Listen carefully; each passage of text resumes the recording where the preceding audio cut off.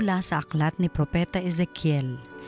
Noong mga araw na iyon, nilukuban ako ng Espiritu at itinayo ako upang pakinggan ang isang tinig na nagsasabi, "Tao, susuguin kita sa Israel sa bansang Suwail, pagkat mula sa kanilang ninuno, naghihimagsik na sila sa akin hanggang ngayon. Matigas ang kanilang ulo at walang pitagan. Kaya puntahan mo sila at sabihin mong, ito ang ipinasasabi ng Panginoong Diyos. Sa makinig sila o sa hindi, pagkat matigas nga ang kanilang ulo, malalaman nilang may isang propeta sa gitna nila." Ang salita ng Diyos. Mata namin nakatuon sa awa ng Panginoon. Ang aking pangmasid doon nakapukol sa luklukang trono mo, O Panginoon, tulad ko'y aliping ang inaasahan ay ang amo niya para matulungan. Mata namin nakatuon sa awa ng Panginoon. Kaya walang humpay ang aming tiwala hanggang ikaw poon sa aming maawa. Mahabag ka sana kami kaawaan, labis na ang hirap naming tinataglay. Mata namin nakatuon sa awa ng Panginoon. Kami hinahamak ng mga mayaman, matagal na kaming laging inuuyam ng mapang-aliping palalo't mayabang.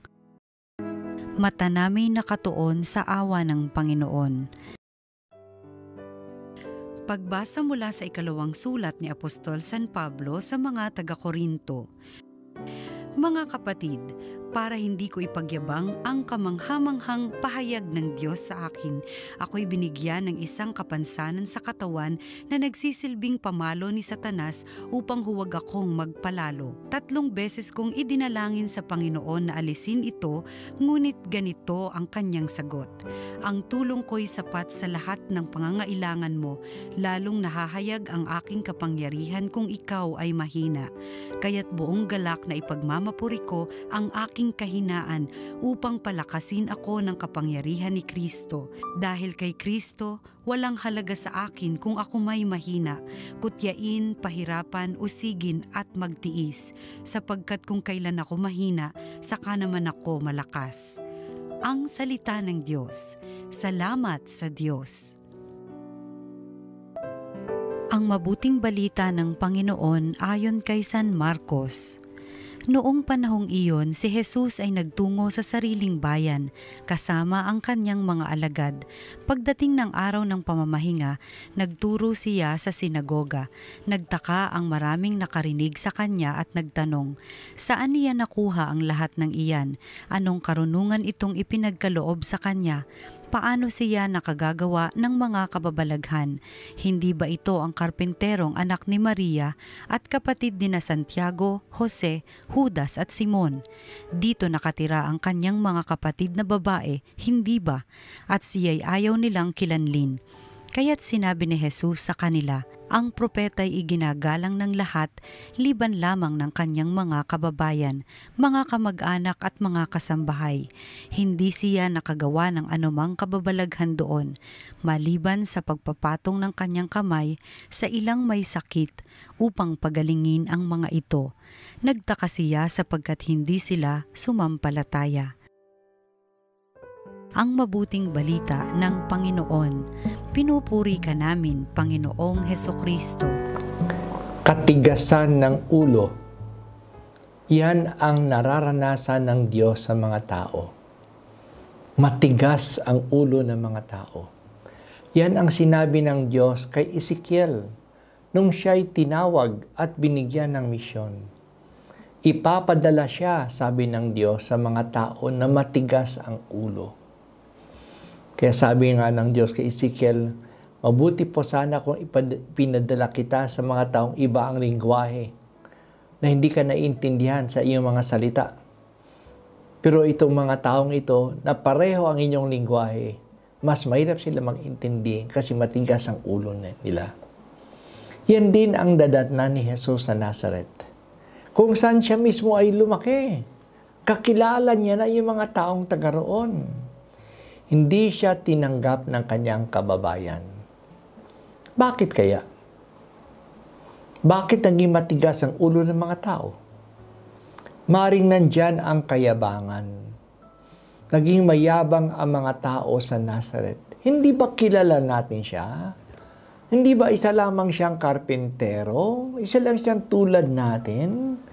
Kasama natin ang kanyang pamilya. Kilala natin ang mga kamag-anak niya. Saan nang galing yung mga itinuturo niya? Bakit sikat na siya ngayon? Kaya hindi nila matanggap. Naging mayabang sila. Akala nila kilala na nila si Jesus. Isa ring dahilan na maaring matigas ang ulo ng mga tao, maaring nandyan din ang ayaw ng pagbabago. Tama na ang mga paniniwala at pamumuhay nila. Ito na nakasanayan natin. Bakit pa babaguhin natin ito? Matagpuan natin ang attitude na ito kasi ang panawagan palagi ni Jesus hanggang ngayon at ng mga propeta ay magsisi kayo. Magbagong buhay na. At ayaw nilang magbago. Change is always difficult. There is always resistance to change. Kaya ayaw magsisi ng mga tao. Maaari ding nandyan din isang dahilan ng katigasan ng ulo ay takot. Hindi natin alam ang mangyayari kung magbago tayo. Ito'y naranasan ko sa mga panawagan na alisin na ang aransel. Ang aransel ay yung nakatakdang bayad sa bawat serbisyo ng simbahan. Kapag nagpabinyag ka, 200 pesos. Kapag nagpakasal, 1,000 pesos. Kapag may libing, 800 pesos. Yan yung aransel. Ang panawagan ng simbahan mula pa noong 1991, more than 30 years ago, sa ating Second Plenary Council of the Philippines, natanggalin ang mga bayad sa mga sakramento. Tanggalin na ang aransel. Mandato ng simbahan yan, 30 years ago. At kung tatanungin ang mga tao, gusto ng mga tao natanggalin ito. Talagang naranasan laging pabigat para sa maraming taong aransel. Pero ang natatakot na tanggalin ito ay ang mga pare. Palagi, sila yung nagre-resist. Ay paano mabubuhay ang simbahan kung wala ng aransel? Kung wala ng bayad ng mga sakramento, paano masusustain ang gawain ng simbahan? Hindi sila naniniwala sa karanasan ng iba na marami namang nagtanggal ng aransel at hindi naman naghirap ang simbahan. Hindi sila naniwala sa karanasan ng maraming mga grupo na wala namang mga aransel, ngunit nabubuhay. Tulad ng Couples for Christ, no? Tulad ng mga charismatic groups. Hindi sila naniniwala sa Diyos na hindi sila pababayaan. Takot sila na magbago ang pamamalakad. Takot sila. Si Pablo ay hindi natakot. Naniwala siya. Nagkaroon si Pablo ng isang mabigat na kapansanan o kaya problema na gusto niyang mawala na. Kaya nagpapahirap ito sa buhay niya sa kanyang gawain. 3 beses siyang nagdasal. Natanggalin na ito. Pero hindi siya pinayagan ng Diyos. Sabi ng Diyos, ang tulong ko'y sapat sa lahat ng pangangailangan mo. Lalong mahahayag ang aking kapangyarihan kung ikaw ay mahina. Kaya mula noon, naging kontento na si Pablo sa mga kahinaan, sa mga pagkukulang, sa mga problema na naranasan niya. Sapagkat sinabi niya, kung kailan siya mahina, doon siya naging malakas. Kasi ang lakas na kumikilos sa kanya ay hindi na lakas niya, ngunit lakas na nagaling sa Diyos. Sana po ganyan din ang ating attitude. Huwag na tayo magmatigas ng ulo.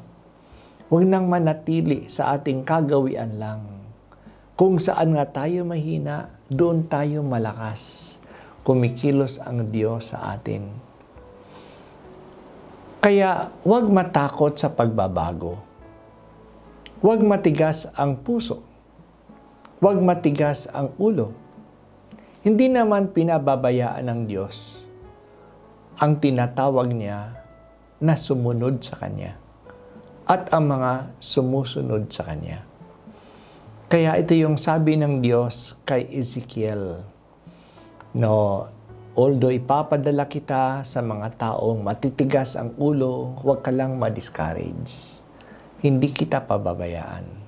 Patuloy ka lang magsalita, tanggapin man nila o hindi. Malalaman nila na nandyan ang Diyos, na hindi sila pinababayaan.